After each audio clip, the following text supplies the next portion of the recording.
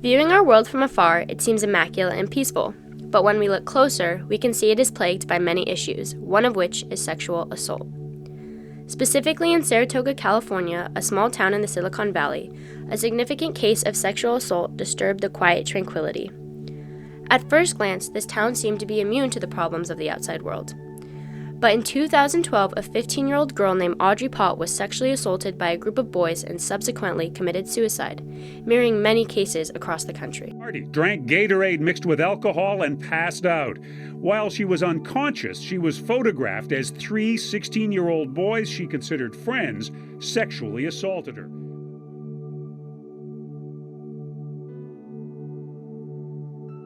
Sexual assault is a direct result of misogyny in society, which exists because of the idea that men are inherently superior to women. Misogyny was perpetuated by the institution of slavery, which also cemented white supremacy and, more specifically, white men's aggressive dominance over black women. But still today, sexual assault exists despite increased awareness, and while inequality is much less prominent, men and women are still unequal in society. You've called women you don't like fat pigs, dogs, slobs, and disgusting animals.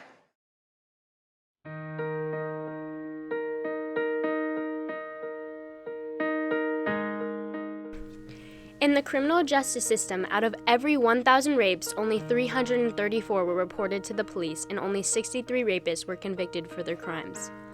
Monarch Services in Santa Cruz focuses on helping all people against violence and abuse. A Monarch Services representative explained the reason why most victims don't report their personal assault. Because sometimes it's a family member. Sometimes it's someone they know. Sometimes they are afraid of the person. And well, in other instances where it's drug-induced, they might not know who the perpetrator was.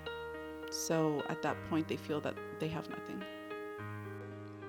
Even though sexual assault may be only one short event, the effects for a survivor can last as long as a lifetime. But PTSD is something big in a survivor's life. The effects can go from several weeks to years, and each person heals differently. So the repercussions of that are really vary from survivor to survivor, but some of them have lifelong effects. While sexual assault seems like an intimidating and daunting issue to resolve, there are many ways an individual can help. Education has proven itself to be one of the most effective methods of reducing instances of sexual assault.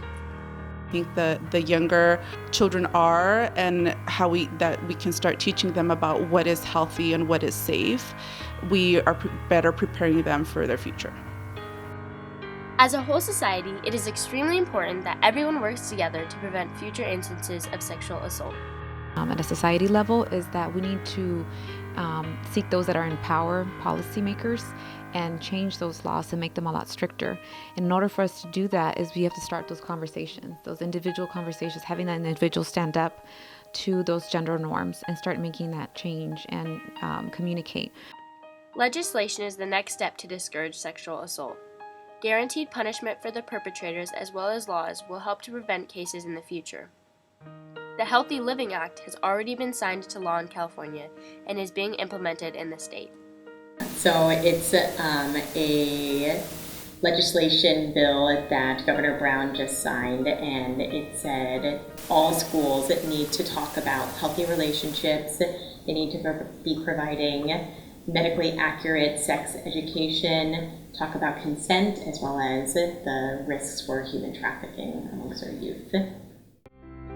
But really, I think it's just don't judge them, don't blame them for what happened, and just listen to them.